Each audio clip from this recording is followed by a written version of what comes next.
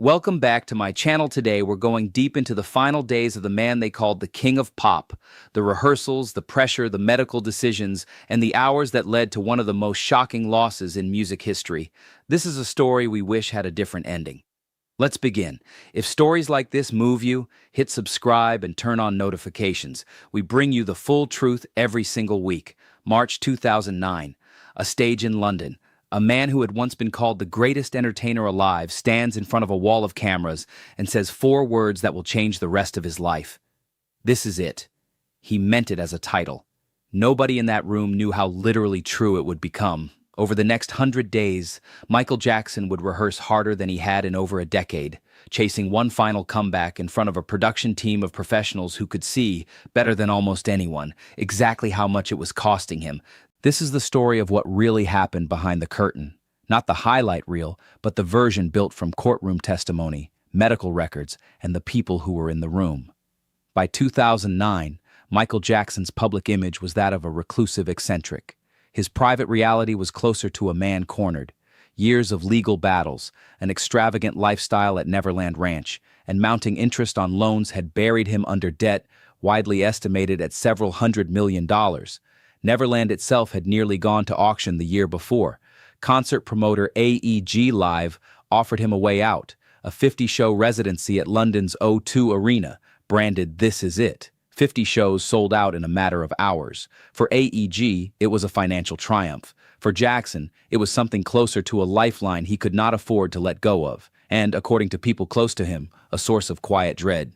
He hadn't performed a full concert in over a decade, he was 50 years old, and he knew the world would be watching to see whether the legend could still deliver. The pressure showed up first in the place it always had: his sleep. Jackson had struggled with insomnia for years, a documented pattern going back to the 1990s. As rehearsals intensified through the spring of 2009, that insomnia grew worse, and his solution grew more dangerous. To the choreographers and musicians who worked alongside him that spring, something was clearly wrong. Court testimony from the 2011 trial of his personal physician, Dr. Conrad Murray, later confirmed what many on the production had quietly suspected. Jackson was rehearsing while significantly underweight, chronically fatigued, and at times physically unable to complete a full run-through. Choreographer Travis Payne and musical director Michael Bearden would later describe a performer who was still in flashes unmistakably brilliant, capable of nailing a routine on the first take after being unable to stand upright 20 minutes earlier, but the flashes were getting shorter and the recovery time between them was getting longer. Rehearsal footage that would later be compiled into the This Is It documentary shows a man moving with startling precision. What that footage doesn't show, because it wasn't meant to, is what happened in the hours before and after the cameras rolled. The exhaustion, the missed days, the increasing reliance on medication just to function. This is the central tension of the entire This Is It project. It was simultaneously real. The choreography, the arrangements, the vision were all his, built with genuine creative force. And it was staged. Much of what audiences would see as spontaneous, effortless performance was the product of a man conserving every ounce of energy he had left, marking his steps instead of dancing full out, and saving his voice by lip-syncing to pre-recorded studio vocals during rehearsal. Both things were true at once. That's what makes the footage so hard to watch in hindsight. Long before 2009, this track had already represented one of Jackson's most audacious technical achievements.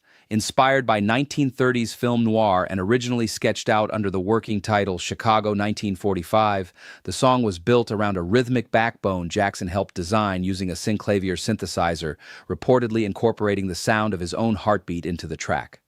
Producer Quincy Jones shaped the percussion to evoke gunfire, underscoring the song's crime thriller narrative. Its signature move, the forward 45-degree lean, was made possible by a specially engineered shoe that locked onto pegs in the stage floor, a mechanism Jackson co-patented in the early 90s, specifically so the illusion could be performed live, without wires. For This Is It, the production rebuilt this sequence around new film noir visuals, keeping the illusion alive one more time. For the 2009 shows, the thriller segment was reimagined as a 3D film sequence, expanding on Rod Temperton's original 1982 composition rather than replacing it. Despite his declining health, rehearsal audio shows Jackson still hitting the song's demanding vocal lines in the original key, a small, stubborn act of artistic pride, decades after the song's release. The production also restored Vincent Price's iconic spoken word verse for the new surround sound mix. Across these numbers, the same pattern repeats in the rehearsal footage and in later testimony. Obsessive attention to the choreography and the ensemble's timing, paired with a performer who was frequently too weak to sing live or dance full out during practice. Vocals were often marked, performed at low intensity, or lip-synced to studio tracks, specifically so Jackson could preserve his energy for the handful of takes that mattered. Perhaps the most technically ambitious number of the entire show, built around a short film depicting environmental destruction, staged with a cherry picker lift and a massive prop military vehicle. It became, without anyone intending it, one of the last pieces of stagecraft Michael Jackson would ever help design. For this one, Jackson made an unusual request: no pre-recorded instrumental track at all. Working with longtime vocal coach Seth Riggs, he held rehearsals built around little more than a piano and his own voice, testing whether the arena's acoustics could carry an unadorned performance to the back row. It was, in a show built on spectacle, one of the few moments designed to be simple. Sequence of rehearsal clips, dancers, lighting rigs being tested, an empty arena seat by seat. On the evening of June 24, 2009, Michael Jackson arrived at the Staples Center in Los Angeles for what would turn out to be his final rehearsal. By most accounts from people present, it was one of his stronger nights. He ran through material with noticeably more energy than in recent sessions. The evening closed, fittingly, with Earth Song, his environmental anthem, one of the most personal pieces in the entire show. He left the arena and was driven home. It was just before midnight. He would be dead in less than 15 hours. What happened inside Michael Jackson's rented Holmby Hills home in the early hours of June 25th would later be reconstructed piece by piece in a Los Angeles courtroom. His personal physician, Dr. Conrad Murray, had been administering a rotating combination of sedatives, including Valium, lorazepam, and midazolam, in an effort to help Jackson sleep. None of it worked. Around 10:40 a.m., after hours of failed attempts, Murray administered propofol, a fast-acting anesthetic normally reserved for surgical settings, requiring continuous monitoring equipment that a private bedroom simply did not have. According to trial testimony, Murray then left the room. Phone records introduced as evidence showed he was engaged in personal calls for an extended period afterward. Testimony placed the gap at roughly 2 hours before he returned to check on his patient.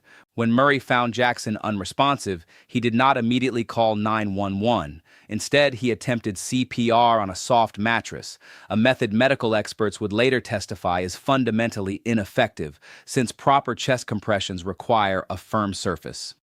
Emergency services were not called until close to noon.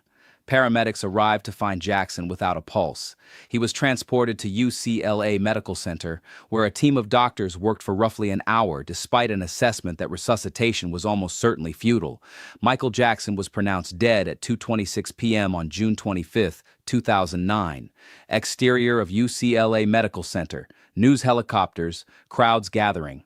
The Los Angeles County Coroner's Office ruled Jackson's death a homicide, attributing it to acute propofol intoxication combined with the sedative effects of the other drugs found in his system. In 2011, Dr. Conrad Murray stood trial for involuntary manslaughter. Prosecutors argued that administering propofol outside of a hospital setting, without proper monitoring and then leaving the patient unattended, constituted an extreme departure from the standard of care any physician owed a patient. The jury agreed. Murray was convicted and sentenced to 4 years in county jail, of which he served roughly 2 before being released early under California's prison overcrowding rules. His medical license was subsequently revoked in California, Texas, and Nevada. He has not practiced medicine in the United States since. News of Jackson's death spread with a speed that, in 2009, was itself unprecedented. Traffic surges reportedly slowed both Google and Twitter as the story broke, in what many outlets described at the time as one of the first true internet-breaking news events. Visual archival news broadcast clips, crowds outside Staples Center and Neverland. On July 7, 2009, a public memorial service was held at the Staples Center, the same arena where Jackson had rehearsed his final performance less than 2 weeks earlier. Roughly 17,500 people attended in person, with global broadcast estimates running into the tens of millions.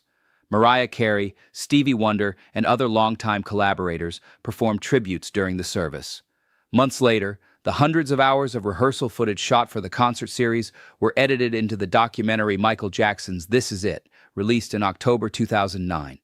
It became one of the highest-grossing documentary/concert films of all time, audiences turning out in staggering numbers to see a show that never happened.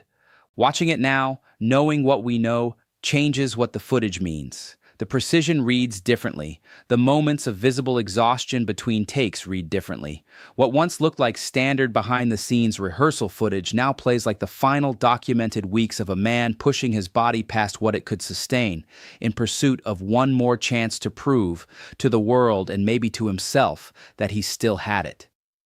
Visual, final rehearsal shot, Jackson silhouetted against stage lighting slowly fading to black. Michael Jackson never performed a single one of the 50 This Is It shows. What he left instead was rehearsal footage, proof of a talent that, even in decline, could still command a stage like almost no one else in history.